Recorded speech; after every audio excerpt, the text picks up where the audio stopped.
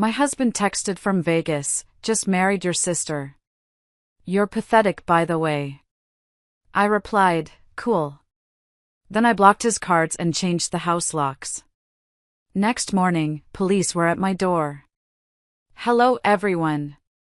Thank you for being here with me today. Before I begin my story, I'd love to know which city you're joining us from. Please feel free to share in the comments. Now, let me take you into this story. It was a Tuesday. I find it strange now, how I always circle back to that simple fact. As if the day of the week could somehow contain the magnitude of what happened. But it was a Tuesday in October, the kind where a little chill sneaks in after the sun goes down, reminding you that winter is on its way. I was curled up on the sofa, a soft chenille blanket pulled over my lap, watching some late-night host make jokes about politics. The house was quiet. It wasn't an empty quiet, it was a settled quiet, the comfortable silence built over 15 years of a shared life with my husband, Gary. It was the hum of the refrigerator, the gentle ticking of the grandfather clock in the hall, the background noise of a life I thought was stable, predictable. A life I thought was mine. Gary was away on his annual sales conference in Las Vegas. He was a regional manager for an industrial parts company, ball bearings, I think. Something profoundly uninteresting that paid the bills. I never went with him on these trips. He always said they were a bore, just endless seminars and stuffy hotel conference rooms and forced dinners with colleagues. I never minded. It gave me a few days of peace, a small vacation from my own life. I'd have the entire bed to myself, watch the shows he hated, and eat cereal for dinner if I felt like it. It was our routine. A comfortable, predictable routine. That afternoon, I'd texted him a picture of the autumn leaves in the backyard, a burst of red and gold. Hope the seminars aren't too boring. I wrote. He never replied. I didn't think much of it. He was probably in a meeting or out to that steak dinner he always talked about. My phone, lying face down on the end table, buzzed against the wood. The sound was sharp in the quiet room. I figured it was him, finally texting good night. I picked it up and smiled, expecting a simple, night, hon. It was 2:47 a.m. His name was on the screen, but what appeared below it wasn't a text. It was a picture. The quality was poor, bathed in the garish, electric pink glow of a Vegas chapel sign. Gary stood there, his arms slung possessively around a woman in a short, tight, satin and lace white dress that looked like it came from a discount store. She was holding up a piece of paper, a marriage certificate, and beaming a smile so wide it looked painful. Gary was grinning, too, a smug, triumphant smirk that I hadn't seen on his face since he got his last big promotion. The woman was my sister. My little sister, Cheryl. I think I stopped breathing. I remember staring at her face. The same nose, the same eyes that I had.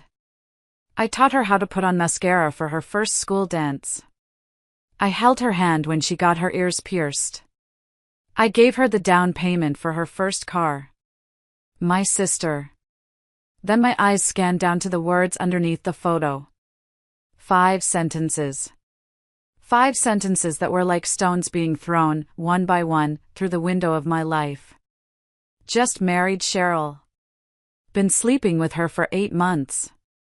Your boring, predictable life made this so easy. Enjoy your sad little world. The words didn't compute. My brain tried to reject them, to categorize them as a sick joke, a prank. 8 months. My mind raced backward, a frantic flipbook of the last year. The whispered phone calls he'd taken in the other room, which he'd claimed were about a difficult client. The sudden overtime at work. The way Cheryl had been so distant lately, so evasive. It was all there, a constellation of red flags I had been too blind, too trusting, to see. The air thickened. My ears started to ring, a low, persistent hum. The TV host's voice became a distorted, meaningless warble. I didn't scream. I didn't throw the phone. A strange, glacial calm spread through my veins, freezing the panic and the pain before it could even start. It was as if the emotional part of my brain just shut down, and a different, older, more reptilian part took control. The part that was built for survival. I lowered the phone and looked around the living room. Our living room. The photos on the mantelpiece, us on our wedding day, us on a trip to the Grand Canyon, us with my parents at Christmas. All of it, a lie. A carefully curated museum of a life that wasn't real. He was expecting a meltdown. He and Cheryl, they were probably huddled together in some tacky hotel room, waiting for my hysterical, tearful phone call. They wanted to hear me break. They wanted the drama, the satisfaction of my pain. I picked up the phone again. My thumb hovered over the keyboard. I thought of all the things I could say, all the rage and betrayal I could pour into a message. But why? Why give them the satisfaction?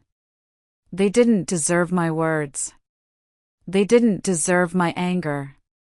I typed a single word. For letters that felt colder and harder than steel. Cool. I pressed send. And in that moment, Brenda Martin, the boring, predictable wife, died. Someone else was born. The moment I hit send, a switch flipped. The world, which had been fuzzy and distant, snapped into sharp focus. The grief and shock were still there, of course, but I packed them into a small, tight box and shoved them into a corner of my mind. There would be time for that later. Now was the time for action. I walked into my small home office, the command center of our lives, though Gary never saw it that way. He saw it as the place where I did my little projects and paid the bills. He had no idea it was the place where the real power resided. Years ago, after he'd forgotten to pay the property taxes and we'd nearly lost the house, I took over everything. He'd invested a chunk of our savings in a friend's can't-miss startup that missed. After that, I made it clear, I handle the money. All of it. He handed it over with a shrug of relief, happy to be free of the burden. He thought it was a chore. I knew it was control. My fingers were steady as I tapped the spacebar on my computer, waking it from sleep. The screen cast a blue glow on my face in the darkroom. I started a mental checklist, methodical and precise. First, the plastic. Gary had a wallet full of credit cards, but they were all just extensions of my own accounts. I logged into the American Express portal, the password a string of characters from my favorite novel, something you would never guess. There it was, authorized users. His name and photo smiled back at me. I clicked the small remove button. A box popped up, this action is immediate and cannot be undone. Are you sure? A grim smile touched my lips. Yes, I clicked. I did the same for the Capital One card, the Chase card, even the department store card we only used for Christmas shopping. In less than 5 minutes, Gary's purchasing power had been reduced to whatever cash he had in his pocket. Next, the bank.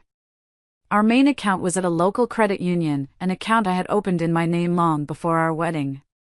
His salary was direct deposited into it, and he had a debit card linked to it.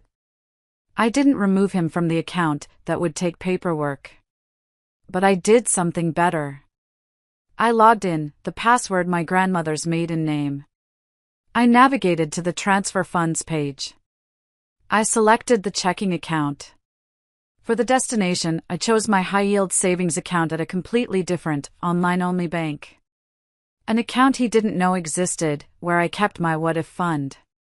I entered the amount, leaving exactly $158.22 in the checking account. Enough to cover the gas bill that was on autopay tomorrow, but not enough for a plane ticket or a fancy hotel room. Transfer complete. The cell phone was next. Our family plan. Under my name, of course. I went to the provider's website. I could have just cancelled his line, but that felt too clean. Instead, I found the option to report his phone as stolen. A few clicks, and his service was suspended. No calls, no data. He was on an island, and I had just pulled up the bridges. By 3:15 a.m., I was done with the digital demolition. I leaned back in my chair, the silence of the house pressing in. The box of pain in the corner of my mind was rattling, but I ignored it. There was one more thing to do. The most important thing. I needed to secure the perimeter. I picked up my phone and searched for a 24-hour locksmith. The first result was Liberty Locksmith. I dialed. A groggy voice answered. Liberty, Mike speaking. Hello, Mike, I said, my voice as even as a frozen lake. My name is Brenda Martin.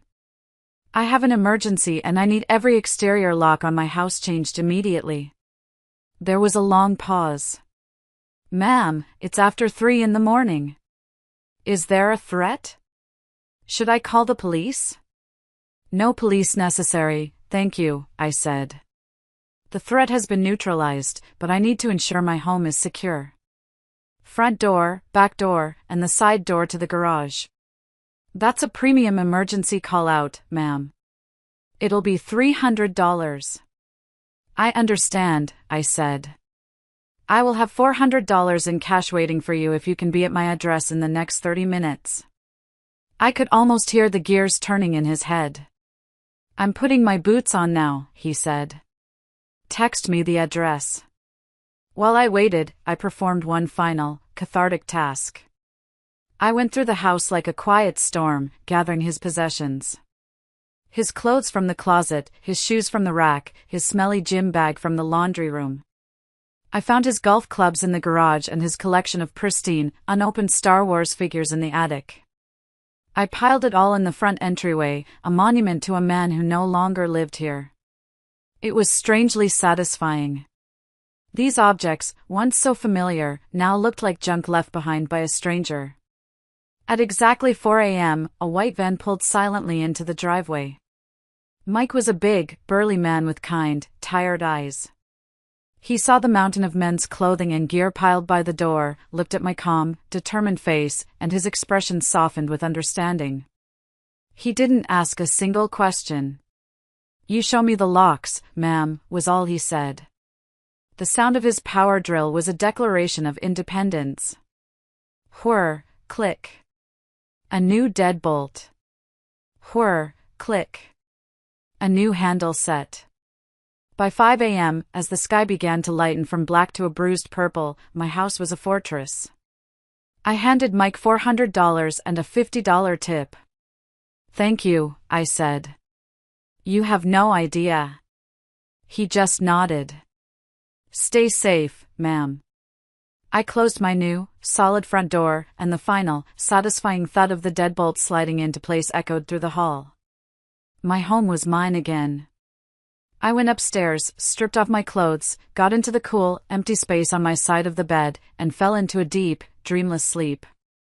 I was jolted awake by a sound that bypasses the ears and goes straight to the adrenal gland, hard, rhythmic pounding on the front door. Not a social knock. A summons. My eyes snapped open. The clock on the nightstand read 8:15 a.m. Sunlight was streaming through the blinds. For a disoriented second, I thought I'd dreamed it all, the text, the locksmith, the cold fury. Then I felt the vast emptiness in the bed next to me, and it all came rushing back. The pounding came again, louder this time. I slid out of bed, my heart a steady drum against my ribs. I wasn't afraid. The fear had been burned out of me sometime around 3 a.m. What I felt was a grim sense of inevitability. I pulled on my silk robe, cinched the belt tight, and walked downstairs. Through the peephole, I saw the uniforms. 2 of them. Their patrol car was parked at the curb. Of course. This was his next move. Play the victim. Call the authorities. I took a deep, calming breath, turned the heavy, unfamiliar deadbolt, and opened the door. Good morning, officers, I said. My voice was clear and steady. The older one had a thick mustache and the weary eyes of a man who had seen too many domestic disputes end badly. Are you Brenda Martin, ma'am? I am. We got a call from your husband, Gary Martin, he said, consulting a small notepad. He's stating that you've illegally locked him out of his residence. He's also making some claims about theft of property and access to his salary. The sheer, unmitigated gall of it was breathtaking. I kept my face a perfect mask of polite concern. My husband, Gary? I asked, as if confused. Is he here? I'd like to speak with him. He's en route from the airport, ma'am. He had to call from a landline, said his cell phone wasn't working for some reason. The officer looked at me, a flicker of suspicion in his eyes. He sounds quite agitated. He wants us to make sure he can get into the house. He says his key isn't working. Oh, his key won't work, I said, nodding. I had the locks changed. For security reasons. I let that hang in the air for a moment before continuing. Officers, there seems to be a fundamental misunderstanding here. First of all, this isn't his residence. It's mine. I am the sole name on the deed. The house was purchased using funds from an inheritance from my grandmother, a full 2 years before I married Mr. Martin. The younger cop shifted on his feet, looking from me to his partner. He clearly thought this was just another messy she said. And second, I said, picking up my phone from the hall table where I'd left it, while I appreciate his concern, Mr. Martin is no longer my husband. The older officer frowned. Ma'am, with all due respect, that's for a court to decide. You can't just declare a marriage over. Ordinarily, you'd be right, I agreed. But Gary has a tendency to rush things. You see, he got married yesterday. To someone else. I turned the phone screen towards them. I had the picture and the text message ready. I watched them lean in to read. I saw the exact moment the story clicked into place for them. The younger cop's eyes widened, and he quickly looked away, fighting a smile. The older cop, however, just stared at the screen. He read the text twice. He looked at the grinning faces of Gary and my sister. He then lifted his gaze and looked at me, truly looked at me, for the first time. The suspicion was gone, replaced by a sort of weary, astonished respect. He let out a low whistle. Is that? My sister, yes, I finished for him. He shook his head, looking back at the phone. Well, I'll be damned. As if on cue, his radio crackled. Unit 7, what's the status at the Martin residence? Complainant is on the line again, asking why we haven't breached the door. The older officer didn't take his eyes off me as he lifted the radio. Dispatch, stand by. He looked at me. Ma'am, about his belongings?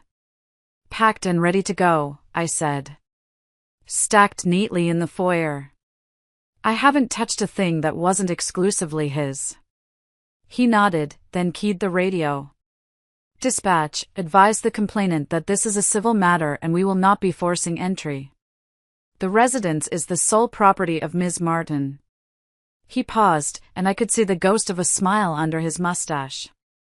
You can also advise him that Ms. Martin has presented evidence that he committed felony bigamy in Clark County, Nevada, approximately 6 hours ago. We can have a detective meet him at the airport if he'd like to file a formal complaint. The response from the radio was not from the dispatcher. It was a raw, unfiltered shriek of pure rage. It was Gary, clearly on speakerphone at the dispatch center. He was screaming my name, screaming about his rights, about his lawyer, about his money. It was the sound of a man whose perfectly constructed world had just been obliterated. The younger cop bit his lip, his shoulders shaking with silent laughter. The older one calmly keyed the radio again. Sir, you need to calm down and contact an attorney. We are clearing the scene. He turned back to me. I have a feeling you'll be hearing from his lawyer, ma'am.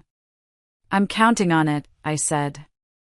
I've already retained one of my own. They wished me a good day and walked back to their car. I closed the door, slid the heavy bolt into place, and leaned my forehead against the cool wood. Round 1 was over. And I had one. I spent the rest of the morning on the phone with Margaret, the divorce lawyer. Her voice was like gravel and silk, a combination of tough and smooth that was immensely reassuring. I explained the situation, from the 2:47 a.m. text to the police visit. When I told her about the bigamy, there was a long pause on the other end of the line. "Brenda," she finally said, and I could hear the smile in her voice, "some clients bring me a mess. You've brought me a gift-wrapped slam dunk." She told me not to engage, not to speak with him or my sister, and to document everything. The adrenaline from the morning had worn off, leaving me feeling hollowed out and shaky. I made myself a cup of tea and sat at the kitchen table, staring out at the backyard. The beautiful red and gold leaves I'd texted him about yesterday seemed to mock me. I felt a wave of grief so profound it almost buckled me. This was my life. My family. My sister. How had this happened? I was so lost in my thoughts that I didn't hear the car until it was already in the driveway. I looked up and my blood ran cold. It was my mother's sensible beige Buick. And then the doors opened. 1, 2, 3, 4. Gary emerged from the passenger side, his face puffy and red with rage. Cheryl slid out of the back, looking small and pale, pulling her cardigan tight around herself as if she were cold. My other sister, Janet, got out from behind Cheryl, her arms crossed, a familiar look of judgmental disapproval on her face. And finally, my mother, Eleanor, stepped out of the driver's seat, her purse clutched in her hand like a weapon. It wasn't a visit. It was a planned, coordinated assault. An intervention where I was the one being intervened upon. They marched up to the front door, a united front of betrayal and delusion. The doorbell rang, a shrill, demanding chime. I didn't move. It rang again, and then the pounding started. "Brenda, I know you're in there. Open this door this instant." It was my mother's voice, the one that could still make me feel like a disobedient child. I walked to the door and slid the chain lock into place before opening it a few inches. The four of them stood there, a portrait of misplaced righteousness. "What do you want?" I asked. Gary tried to push the door open, but the chain held firm. "What do I want? I want into my house. I want my cards turned back on. What the hell is wrong with you?" "There's nothing wrong with me, Gary," I said, my voice dangerously calm. I looked over his shoulder at the three women who were supposed to be my family. "Mom. Janet. What are you doing here?" "We are here to talk some sense into you," my mother said, her voice sharp. "You are making a scene. You are embarrassing this family. Whatever spat you and Gary are having, you need to resolve it like adults. Now, take this chain off and let your husband and your sister inside." The casual cruelty of her words, "your husband and your sister," was like a physical blow. I felt the last shred of hope, the tiny, foolish part of me that thought my mother would take my side, wither and die. "He is not my husband," I said through gritted teeth. "And she is not my sister. Not anymore." Janet scoffed. "Oh, here we go. Saint Brenda, the martyr. You've always been so dramatic. You probably drove him to it with your constant nagging and your spreadsheets for everything. It must have been suffocating." That was Janet. Always jealous, always ready with a cutting remark disguised as brutal honesty. I ignored her. I looked at Gary. "You have 1 hour to remove your belongings from my property. They are in the foyer. After that, I will have them disposed of." Then I looked at Cheryl. She was crying now, silent tears streaming down her face. She wouldn't meet my eyes. "I hope you're happy," I said to her, the words tasting like ash in my mouth. "I hope it was all worth it." "Brenda, that's enough," my mother snapped. "No," I said, my voice rising for the first time.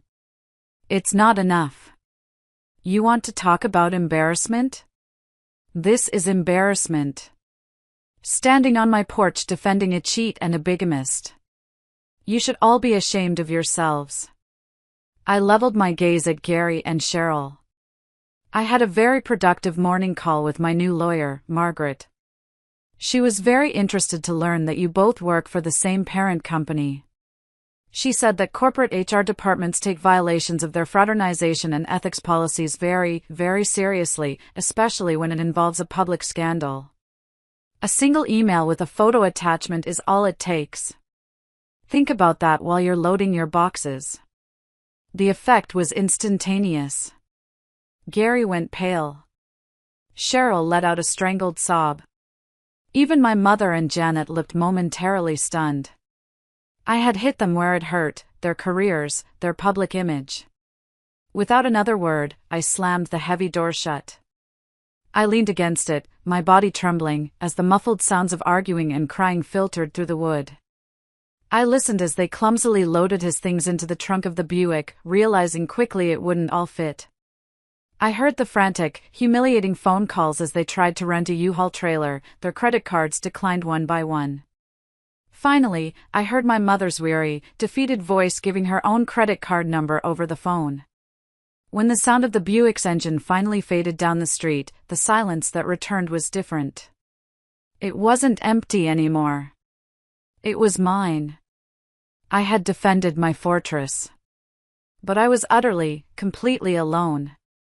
The days that followed were a blur of gray. The house, my fortress, began to feel like a prison. The silence I had fought for now felt oppressive, amplifying the echoes of my old life. I'd find one of Gary's stray socks under the sofa and the grief would hit me like a physical force, knocking the wind out of me. I'd see a brand of cereal at the grocery store that Cheryl used to love and have to abandon my cart and flee to my car. The box of pain in my mind had burst open, and I was drowning. I stopped answering the phone. I let the mail pile up on the hall table, unopened. I subsisted on coffee and toast, the effort of cooking a real meal feeling monumental. I would sit on the sofa for hours, the TV on but muted, just watching the images flicker across the screen. I was in shock, moving through the world like a ghost in my own home. My friend Carol left worried voicemails. "Brenda, honey, call me. I'm worried about you. Please, just let me know you're okay." I couldn't bring myself to call her back. How could I even begin to explain? And then, while I was adrift in my own private hell, they launched their public assault. It began, as most modern betrayals do, on Facebook. Cheryl posted first. It was a long, rambling screed, full of therapeutic buzzwords like my truth and authenticity. She wrote about feeling unseen in our family, always in my shadow. She painted a picture of Gary as her unlikely soulmate, a man who had also been stifled and misunderstood. She concluded with a tearful-sounding paragraph about how she hoped, one day, her controlling and unforgiving older sister would find it in her heart to be happy for them.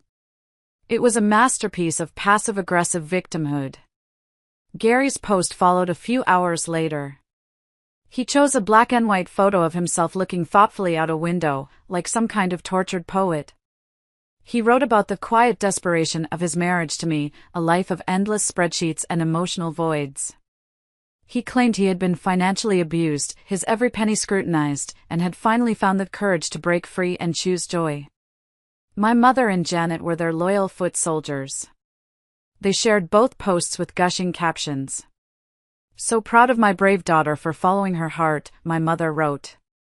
"This is what true courage looks like," Janet commented under Gary's post. The narrative took hold like a virus. Friends I hadn't spoken to in years started sending me messages, dripping with pity.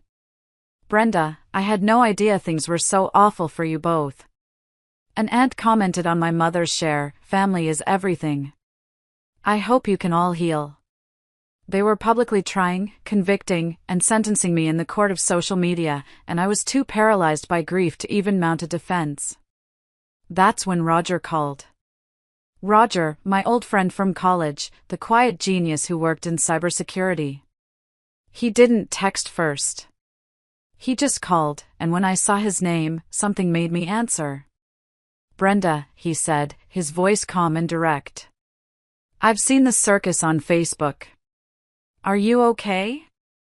"No," I whispered, the first honest word I'd spoken to anyone in days. Good, he said, which surprised me. That means you're sane. Now listen to me. Do not engage with them online. Do not post a single word.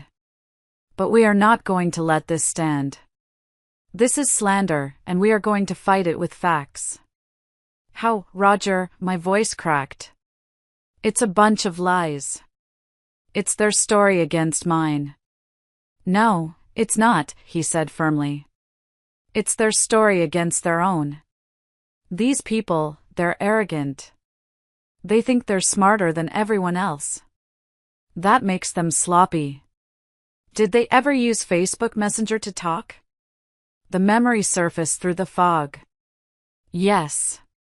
They used it constantly, thinking it was their private channel. All the time, I said. That's all I need to know, Roger said. I'm going to send you an email. Follow the instructions exactly. Don't ask questions. Just do it. An hour later, an email with the subject line "Your archive" appeared. It contained a link and a simple set of instructions to download my own Facebook data, including a complete history of my messages. I followed his steps, and a few minutes later, another email arrived with a large zip file attached. I opened it. It was a searchable archive of my entire Facebook history. Following Roger's next set of instructions, I opened the message folder. And there it was. Everything. Years of conversations. I searched for Cheryl. For the next 3 hours, I sat there and read. It was like voluntarily walking through my own personal horror movie. I saw their affair unfold in real time. The initial flirting. The first secret lunch date. The lies they concocted to cover their tracks. The way they mocked me. They made fun of the birthday gift I'd painstakingly chosen for him. They laughed about a time I'd tripped on the sidewalk. They called me the warden. And then I found the smoking gun. The message from Cheryl that laid the whole rotten conspiracy bare. He's so clueless. I've been siphoning money from their joint account for months. I just tell him it's for groceries or house stuff. Almost have enough for our dream getaway wedding. Can't wait to see Brenda's stupid face when she realizes I took her for everything. The joint account. The household account that was funded entirely by my salary and my inheritance. I felt a surge of white-hot rage that burned away the fog of grief. I immediately logged into my bank's website and downloaded the last 18 months of statements for that account. I went through them, line by line, with a highlighter, marking every single cash withdrawal, every questionable purchase. The total was over $10,000. I didn't write a rebuttal. I didn't try to tell my side of the story. I let them tell it for me. I took screenshots. Dozens of them. The most damning messages. The highlighted bank statements. I created a new photo album on my Facebook page and titled it The Truth. I uploaded every single screenshot, one after another, and then I posted the album publicly.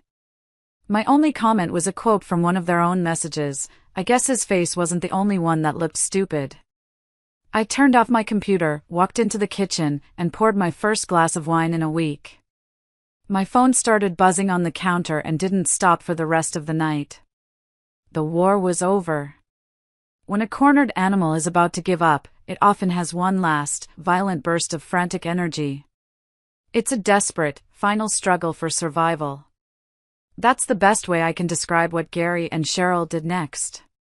Their carefully crafted image as tragic soulmates had been shattered by their own words, and their humiliation sent them into a spiral of increasingly bizarre and pathetic acts of retaliation. The first move was an attempt to destabilize my career. Gary, knowing he couldn't intimidate me, convinced his father to do his dirty work. His dad, a man who always presented himself as a pillar of the community, called my boss, Mr. Henderson. I found out later because Mr. Henderson called me into his office the next day. He closed the door, sat down behind his big oak desk, and looked at me over his glasses. My heart sank. I thought, this is it.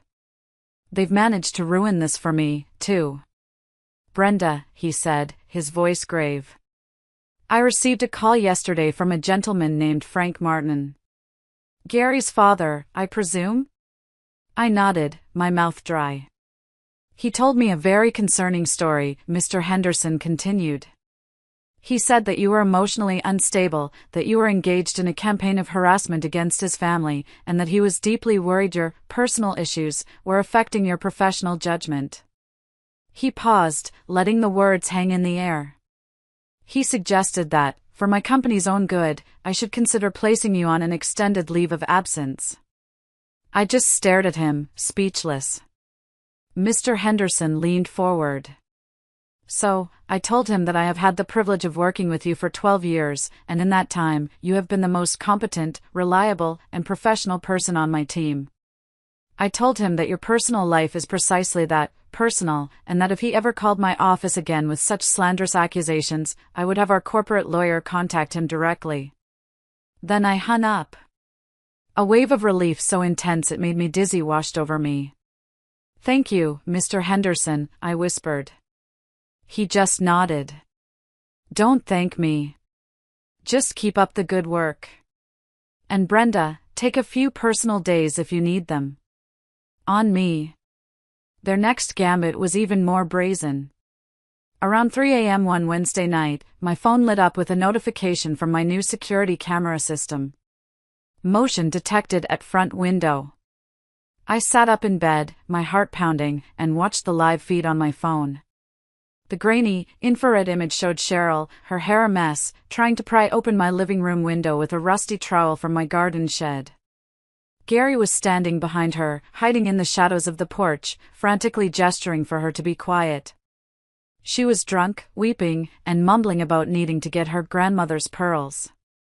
The same pearls our grandmother was still alive and well enough to wear. I hit the panic button on the security app, which blared a siren and flashed the exterior lights. They scrambled off my lawn like terrified raccoons, just as a police car rounded the corner. They didn't get arrested, but the police report for attempted trespassing was another lovely piece of evidence for my lawyer.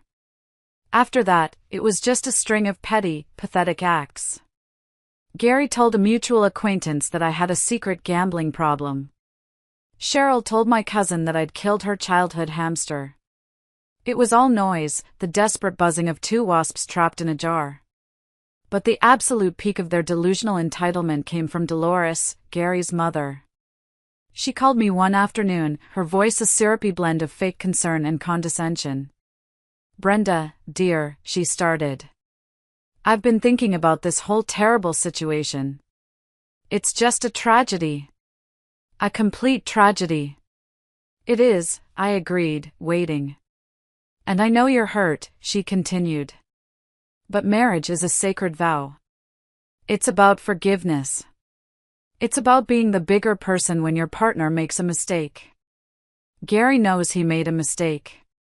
A silly, boyish mistake, but a mistake nonetheless. I stayed silent, letting her spin her web. He's under so much pressure, dear. That new promotion came with so much responsibility, and a higher salary means higher expectations. The stress of a nasty divorce right now, it could be devastating for his career. He could lose everything he's worked for. And that poor girl, Cheryl, she has nothing. She can't support him. He can't afford a new wife right now. The audacity was stunning. She was pitching me a financial and logistical argument for taking back my cheating husband. Dolores, I finally said, my voice dangerously calm. Let me make sure I understand. You're asking me to take back my husband, who cheated on me with my sister, married her, and then tried to publicly destroy me, because it would be financially inconvenient for him to face the consequences? There was a huff of indignation on the other end. Well, there's no need to be so crass about it. When you put it like that, you just sound selfish and bitter. I thought you were a better Christian than that, Brenda. That was it. That was the last straw. Thank you for your concern, Dolores, I said, my voice dripping with ice. You've given me a lot to think about. Goodbye. I hung up before she could reply. I blocked her number, my mother's number, and Janet's number. I was done with all of them. The extinction burst was over. All that was left was to put the animal out of its misery. The day of the first official hearing was gray and overcast, a perfect mirror of my mood. I wasn't sad or angry anymore. I was just weary. I was tired of the fight, tired of the drama, and I just wanted it to be over. I walked up the marble steps of the county courthouse, my sensible heels clicking with a purpose I didn't entirely feel. My lawyer, Margaret, was waiting for me inside, a chic, reassuring presence in a perfectly tailored suit. She gave my arm a squeeze. Deep breaths, Brenda. This is just a preliminary hearing, but we can get a lot done today. Let them make themselves look foolish. We entered the courtroom, and there they were. Gary and Cheryl, sitting side by side at the opposing table with their lawyer. They looked awful. The defiant arrogance was gone, replaced by a pasty, sleep-deprived anxiety. Gary's suit was ill-fitting, and Cheryl was dressed in a drab beige cardigan, looking like she was trying to fade into the woodwork. They refused to look at me. Their lawyer, a man with slicked-back hair and an overly confident smile, began. He launched into a speech about the sanctity of marriage and the tragedy of its dissolution. He painted Gary as a good man who had been suffering from a severe, undiagnosed depressive episode, which led to a temporary lapse in judgment. He described Cheryl as a deeply empathetic woman who had simply tried to offer comfort to a man in pain, and their relationship had unexpectedly blossomed from a place of mutual support. He actually used the phrase a tragic, beautiful mistake. I thought Margaret was going to laugh out loud. The judge, a formidable woman named Judge Alani with sharp, intelligent eyes, remained impassive. When it was Margaret's turn, she walked to the podium not with a speech, but with a thick, three-ring binder. Your Honor, she said, her voice cutting through the stuffy courtroom air. We're not here today to psychoanalyze Mr. Martin's midlife crisis. We are here because Mr. Martin, while legally married to my client, entered into a second, fraudulent marriage with my client's sister. This was not a lapse in judgment. It was the culmination of a calculated, 18-month-long affair, which also involved the systematic theft of over $10,000 from my client. She opened the binder. I am submitting into evidence a full, unedited transcript of their electronic communications, which detail the affair, the financial deception, and their malicious intent. I'd like to direct the court's attention to page 47. The slick lawyer shot up. Objection. My client's private messages are not admissible. They were sent on a shared family data plan owned and paid for by my client, Margaret countered without missing a beat. There is no legal expectation of privacy. Furthermore, they are directly relevant to the financial claims and the grounds for divorce. Objection overruled, the judge said, a flicker of interest in her eyes. Proceed, counselor. Margaret looked down at the page. On May 12, Mr. Martin wrote to Ms. Evans, Brenda is so wrapped up in her budget spreadsheets, she hasn't noticed a thing. It's like taking candy from a baby. On June 3, Ms. Evans wrote, don't worry about her finding out. She's too boring and predictable to ever suspect anything. She paused, letting the words sink in. Then she delivered the final blow. And finally, Your Honor, on page 62, a message from Mr. Martin to Ms. Evans, regarding their plans post-Vegas, can't wait to see Brenda's stupid face when she realizes I took her for everything. A collective gasp went through the small gallery. The judge slowly took off her reading glasses and leaned forward, pinning Gary with a glacial stare. Mr. Martin, she said, her voice dangerously quiet. Is that an accurate quote? Gary looked like a fish out of water, his mouth opening and closing. It was a joke, he croaked. Taken out of context. A joke? Judge Alani's voice was laced with disbelief. Mr. Martin, I have presided over hundreds of divorce cases. I have seen anger, sadness, and betrayal. But I have rarely seen such premeditated, documented cruelty. Please, enlighten the court. In what context is planning to steal from your wife and revel in her pain funny? Gary wilted under her gaze. He sank back into his chair, all the air gone out of him. Cheryl burst into tears. Their lawyer just stared at his legal pad as if it held the secrets to the universe. The judge looked from them back to Margaret. "Counselor," she said, "I believe I have everything I need to make a preliminary ruling on spousal support and exclusive use of the marital home. Which, I see from this deed, isn't actually marital property at all." She smiled, a thin, sharp, terrifying smile. "This shouldn't take long." The final ruling, delivered a few weeks after that first hearing, was a swift and brutal execution of Gary and Cheryl's hopes. The judge was as good as her word. She did not take long.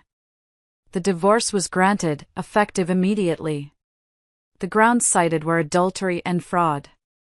The judge made a point of noting the overwhelming and unambiguous evidence of malicious intent. Then she moved on to the assets. It was beautifully simple. I was awarded the house, free and clear, as it was my premarital property. I was awarded 100% of my own retirement accounts and savings, including the what-if fund he hadn't known about. I was awarded the car I drove.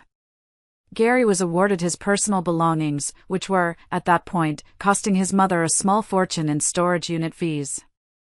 He was awarded the leased SUV he drove, along with the remaining 2 years of payments. And then, Judge Alani delivered the piece de resistance. Regarding spousal support, she announced, looking directly at Gary.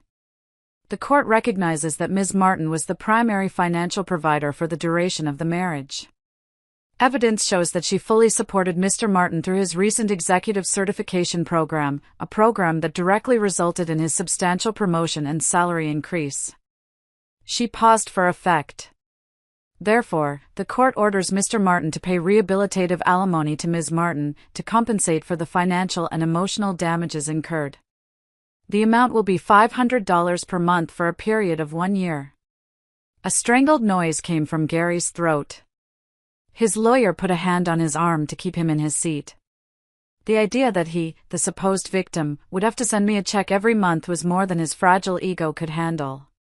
The look of pure, impotent fury on his face was more satisfying than any financial settlement could ever be. But the real show began after we left the courtroom. The air outside was thick with unspoken rage.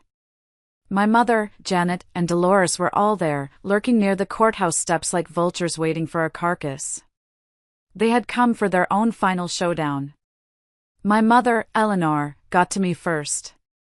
Her face was a mask of tight, angry lines.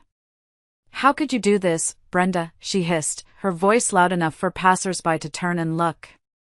"You've left your own sister with nothing. You are a cold, vengeful woman. I raised you better than this." Suddenly, Dolores stepped between us, her face flushed with her own brand of maternal fury. "My son is the one with nothing," she shrieked at my mother. "Your tramp of a daughter lured him in and now he's paying the price. She's a homewrecker." "Gary is a grown man who makes his own choices," my mother yelled back, completely forgetting that just moments before, she had been blaming me for everything. It was a spectacular implosion. Janet jumped in, calling Dolores a delusional old bat.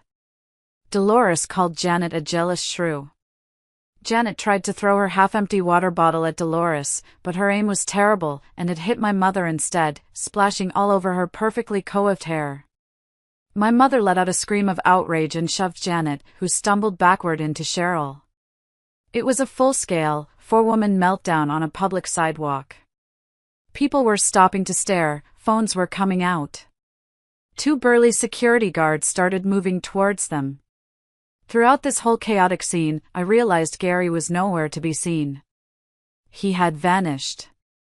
Dolores realized it at the same time. She stopped screaming at my mother and looked around wildly. "Where is he? Gary! Where did my son go?" Then, in a voice laced with pure venom, she screamed at Cheryl, who was sobbing nearby. "He's probably run off with that little bartender, Tiffany. That's who he was texting all morning." A 22-year-old piece of trash he met at the casino. He's left you too, you stupid girl. That was the final blow for Cheryl. The foundation of her entire fantasy, that she was the great love of Gary's life, crumbled in that instant. She sank to the sidewalk, a heap of beige cardigan and broken dreams, and began to wail. It was a raw, ugly, primal sound of absolute despair. This wasn't supposed to happen, she sobbed over and over. He promised me. Janet, for a fleeting second, showed a flicker of sisterly duty. She bent down. It's okay, Cheryl, she said awkwardly. You can come stay with me. Cheryl looked up, her face streaked with tears and mascara. I can't stay with you, she wailed. Your apartment smells like cats and sadness. That was it. That was the final insult. Janet stood up, her face hardening into a mask of disgust, and walked away without a backward glance. I stood there, a few feet away, with Margaret by my side. She just looked at the scene, then at me, and shook her head. And they say lawyers are the dramatic ones, she murmured. I didn't feel angry. I didn't feel sad. I felt like I had just watched the final, chaotic, pathetic scene of a movie I was no longer a part of. Watching my family detonate on the courthouse steps was a strange, out-of-body experience. It was like seeing the final scene of a terrible play. The curtain had fallen, the actors were a mess, and I was already walking out of the theater, blinking in the bright, clean sunlight. In that moment, watching them scream and cry, I didn't feel a shred of hatred or triumph. I just felt done. Utterly and completely free. If you're still listening, could you do me a huge favor? Please like this video and comment with the number 1 down below. It lets me know you've given me a thumbs up, and it tells me you've been with me on this whole journey. Your support is an incredible encouragement for me. Please, just comment the number 1, and then let me tell you what happened next. The dust from that explosion settled slowly over the next few months, and news of the fallout came to me in bits and pieces, through the reluctant gossip of aunts and cousins who had finally decided which side of the family they were on. Gary's story was probably the most pathetic. As Dolores had screamed, he had indeed started seeing Tiffany, the 22-year-old bartender. Their romance lasted just long enough for her to max out the new credit card he'd foolishly gotten. When she found out he was not only divorced but had also been fired from his high-paying job for the ethics violation, she vanished, leaving him with a mountain of debt and a broken lease on the apartment they'd rented. The last I heard, he was back in his childhood bedroom in his mother Dolores's house, a 40-something man sleeping under a poster of a race car. The alimony checks, however, arrive every month like clockwork. I have them direct deposited into a fund I've named the Karma account. Cheryl's life became a quiet tragedy.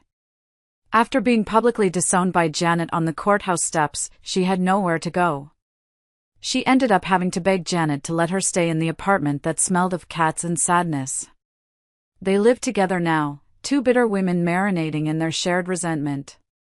Cheryl couldn't find a job in her field, the scandal had followed her. She works part-time at a discount shoe store now. Dolores followed through on her threat and is, in fact, suing her in small claims court for the money Gary spent on her during their affair. It's a ridiculous, petty lawsuit that will likely go nowhere, but it's a constant source of stress and humiliation for her. My family, as I knew it, no longer exists.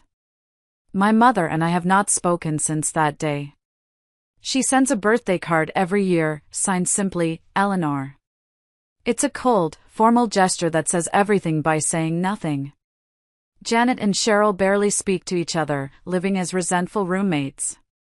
My father, who remained a silent, passive observer through the whole thing, now lives in a house filled with a tense, miserable silence.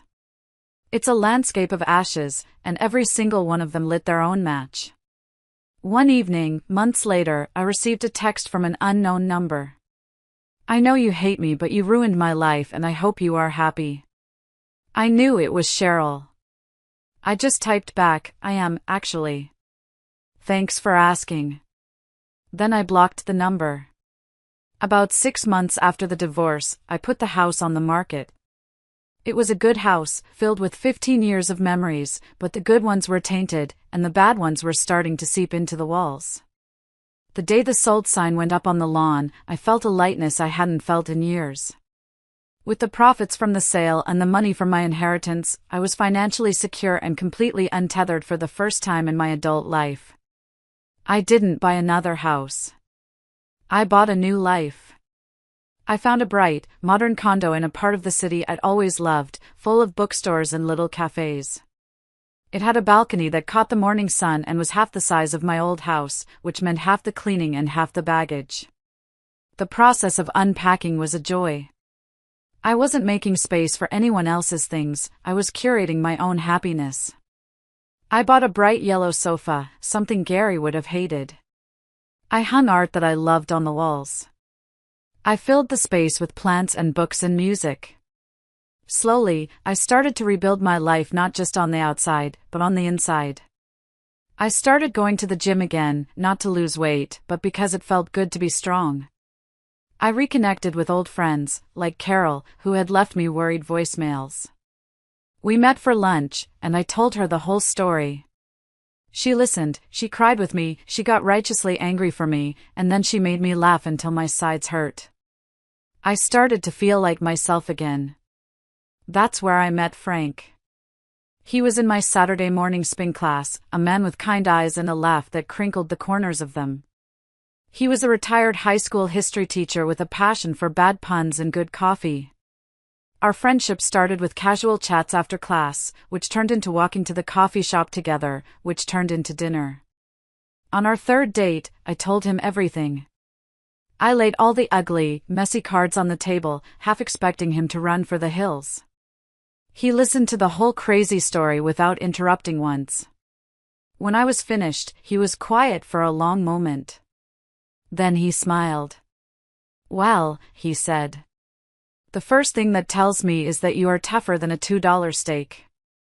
The second is that I am very, very glad I am not Gary." And I laughed.